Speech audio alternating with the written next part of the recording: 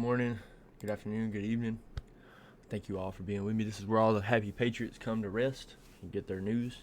Today we're on Fox 5 Atlanta. We're going to be talking about Trump's co-defendant threatened legal action against Fani Willis over alleged phone call recorded.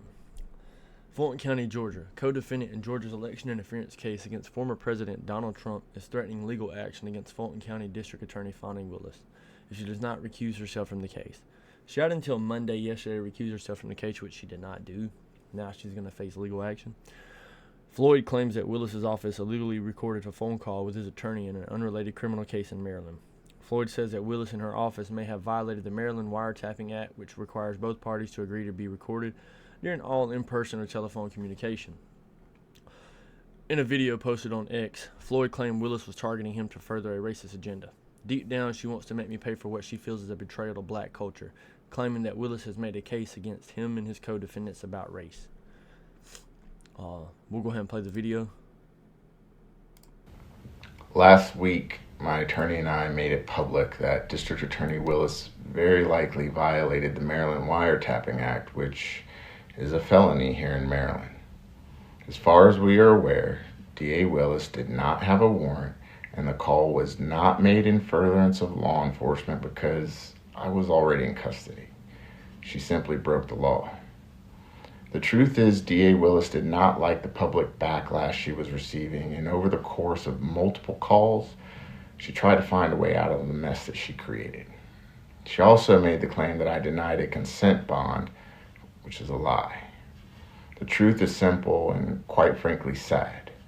DA Willis is blinded by her upbringing, which was deeply rooted in radical progressive ideology and racism.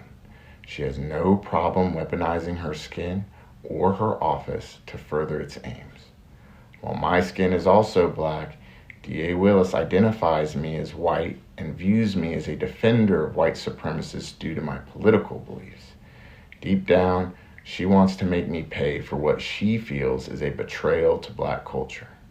Her words and actions consistently demonstrate a hate for white people and a need to make this case about race. She has disrespected Judge McAfee and defense attorneys because of the color of their skin. It's racist and it's wrong.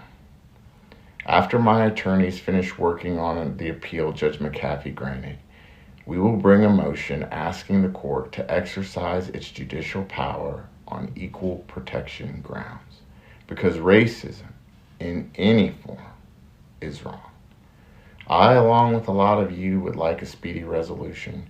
However, this is more than likely going to take time due to the district attorney's unprofessional, overly aggressive, and untruthful nature. Let me be clear that this is not an effort to delay justice or attack the district attorney because of her race or sex. It's because she actually broke the law in the same manner she's falsely accusing me of. Thank you, and I will see you back in Georgia. And there's that. So, you can see here on Newsweek, Fani Willis runs out of time as she faces fresh legal action. Willis has been criticized by the judge overseeing the case in a ruling over a speech in Atlanta church in January, where she claims she and Nathan Wade, former special prosecutor on the case, whom she had a romantic relationship with, were being scrutinized because of their race. No, it's because of conflict of interest. First thing they say, she's going to play the race card, blah, blah, blah.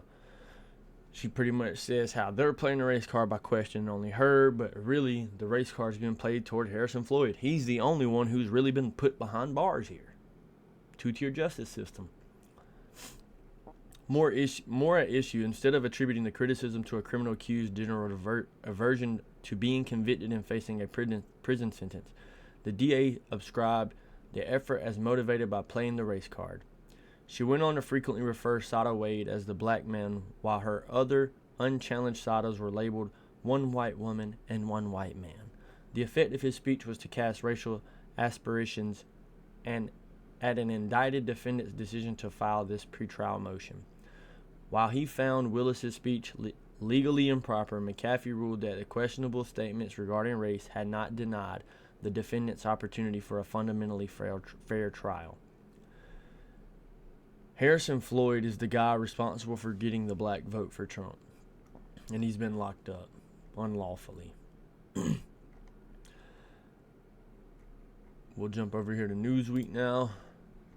And, you see Fani Willis case takes a new turn. One of the co-defendants in a sweeping RICO case against former President Trump and his allies is accusing Fulton County Fani Willis of racism. Harrison Floyd, who led Black Voices for Trump in 2020, announced on Monday that he and his lawyers were planning to bring an equal protection claim against Willis, saying she was going after some of the defendants because of the color of their skin. Floyd is one of the 2 black co-defendants in the Georgia case. While my skin is also black, D.A. Willis identifies me as a white and views me as a defender of white supremacists due to my political beliefs. That's exactly what's been happening. Floyd said in a video shared to media, deep down she wants to make me pay for what she feels is betrayal to black culture. Her words and actions consistently demonstrate a hate for white people and the need to make this case about race. And it is, because she campaigned on the fact of locking Trump up. Race has become an increasing source of tension in the case against Trump and his associates. 2 weeks ago, Willis made a speech during which she said they don't like me to talk about race, but they but that she would anyway. And that truth is there are some challenges that come with being black. Yeah, that you play the race card every time you're wrong. That's the only truth. The remarks came just weeks after Judge Scott McAfee, who is presiding over the case, took issue with Willis's earlier comments about race.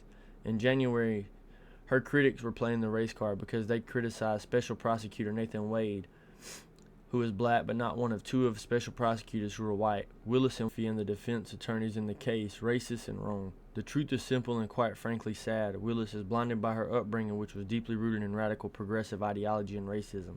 She has no problem weaponizing her skin or her office to further its aims. Former federal prosecutor Naheem Rahimi told Newsweek that while Floyd may want to go after Willis for alleged racism, his claim doesn't have a chance. It's too difficult to prove and requires the prosecution to be based on prohibited characteristic like race, religion, or national origin.